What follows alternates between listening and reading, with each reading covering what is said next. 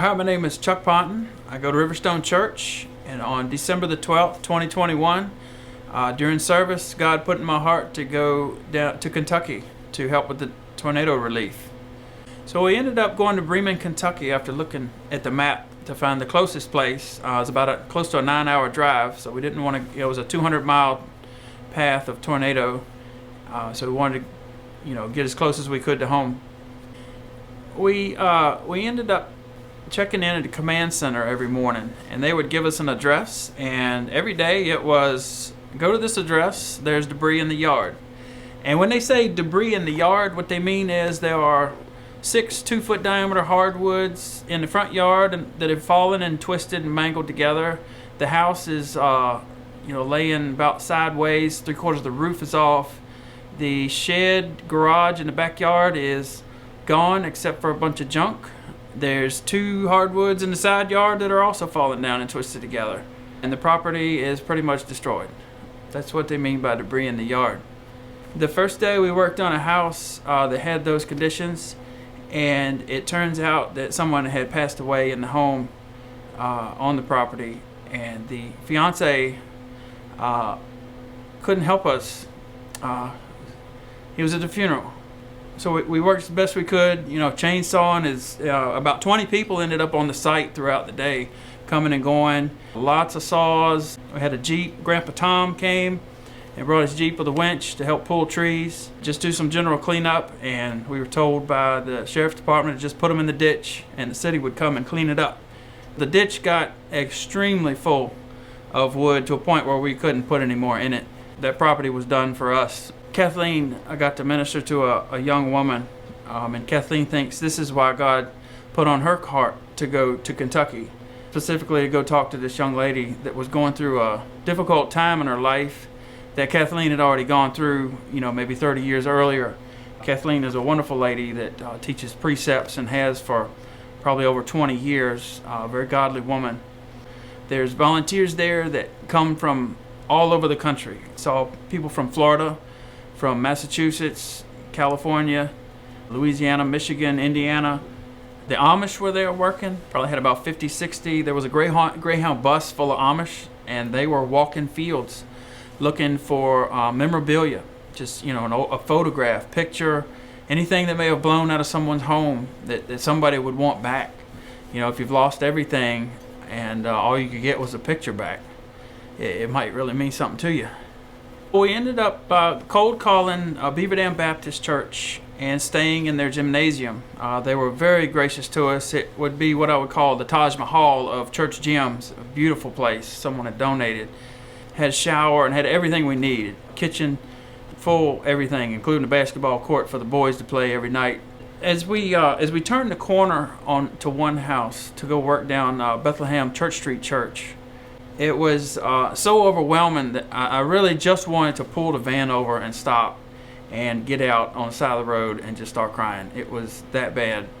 It was way more than a half a mile wide of just sheer destruction. 2 churches that were, leaning, bricks broken off, roofs open to the point to the sky, whole walls, partial walls falling down.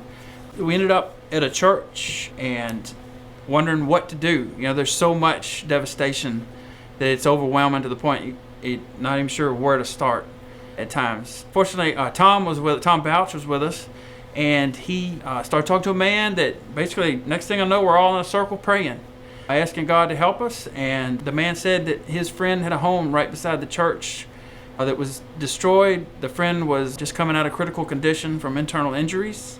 There was a woman and 2 children in the home, and the woman and 2 children were picked up by the tornado, and one of the children was pulled away from her, and she immediately thought he's dead. She and the other child were set down, back down on the ground, and sometime later the other child started calling for his mom. So he was okay, and at least 3 of the 4 of that family are doing well. The house that they were in, I'm not even sure how someone would survive. It was cleared down to the hardwood floor.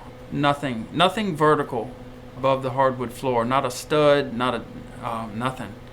And the floor foundation itself was moved about 6 feet.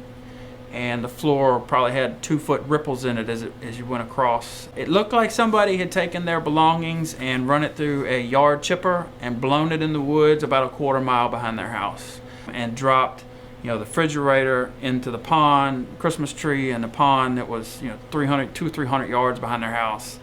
We saw a lot of dead animals, ducks and rabbit. It was just sheer devastation. Anything near that path was just devastated. Support came from just a lot of people. At my work, I was walking around just talking to people about it, and people would pull big bills right out of their wallet and just hand it to me, or tell me, hey, I'm going to the bank, I'll be back, and I'm going to bring you a chunk of money.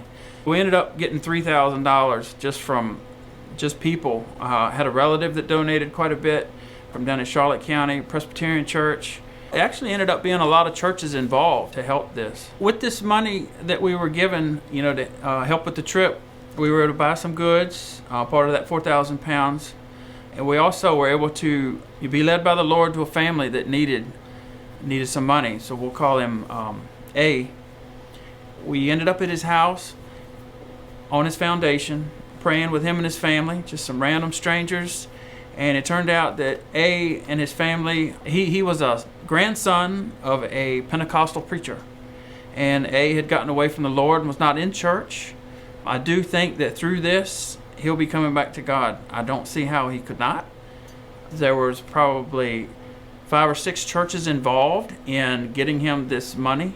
The Baptist church in the Bremen area actually put him up in the parsonage.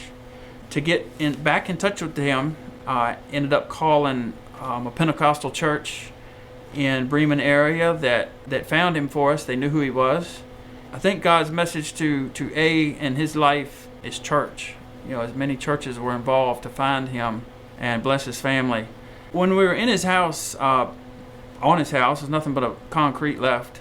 It turns out that his mother-in-law passed away in the tornado. Walls ended up falling down and trapping his children, which ended up protecting their life. I don't know how they could have survived if they weren't protected by walls of some sort. And he and his wife were able to get the walls off the children, and they were unharmed. There was story after story like this. There was another man, Ken Hughes, that we ended up talking to. And Ken ended up getting his next door neighbor and their dog under his 1-ton 1955 Chevrolet truck. He was stuffing people under his truck basically right in the middle of the tornado coming through. The tornado was so strong he couldn't get himself under the truck. He thought he was a goner. And suddenly a 4x6 piece of wood hit him so hard in the leg or foot that it actually shoved him under the truck behind the tire and saved his life. We were working on a piece of property right next to Ken's home where no one survived. I also want to mention Caleb Sylvester went. Caleb was a big support on the second trip. He learned to run a chainsaw that week actually we were there. I would definitely do this again. I would say to anybody that if the Lord is putting on your heart to go and do something, absolutely go do it.